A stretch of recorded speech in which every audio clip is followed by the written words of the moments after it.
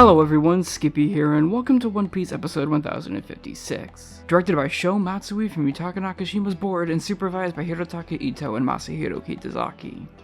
Matsui is already an extremely promising talent on the series after only one episode, so I'm definitely looking forward to what he's going to end up cooking here for the first major Devil Fruit Awakening this arc. The preview that we have doesn't really show us too much outside of some anime original action, as it entirely stays away from the big moment of the episode, so we'll just have to dig right into things and see if 1056 is another winning episode from a promising young talent.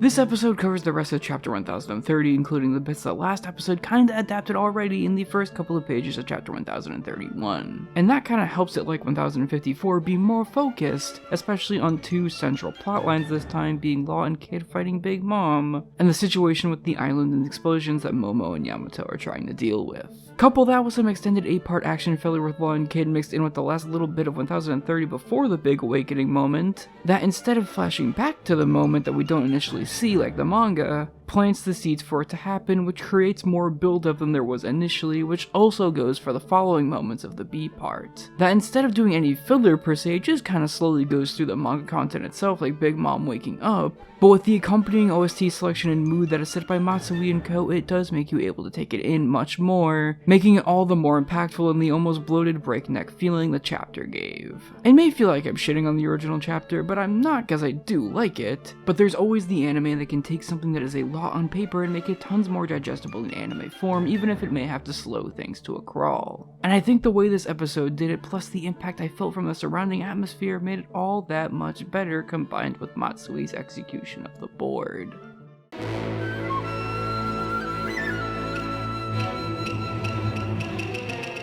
As per usual, Nakashima's boards aren't the best action storyboard, but he does have a few neat and really cool ideas for the fighting regardless, even if they're few and far between, and as always has his casual, vibrant inclusions here and there that allow Matsui to use his board as a guideline to insert his own traits that he clearly learned from working under Koyama and Nakamura as assistant director. Because there's always some really awesome instances of color, lighting, rim lights, and just idea after idea every which way that make the episode pop so much more than it would under a different director, especially in the B part, with the smoke and the live floor getting all colorful as Big Mom uses Soul Pocus, and the cliffhanger of the entire thing too. While it may suffer a bit because of all that ambition when the photography is concerned, as the compositing in some of the A part can be a bit overbearing, no doubt having to crunch a bit in certain areas, but it manages to create an eye candy filled extravaganza of an episode either way that manages to be well animated, as well with quite a few notable scenes, especially the Juresi and Emi combo for Kid's awakening attack that with the two animators' snappy timing makes it full of Kaneda inspired goodness everywhere. It's not a perfect episode, sure, because Matsui is still growing as a director and the board is clearly not absolute peak,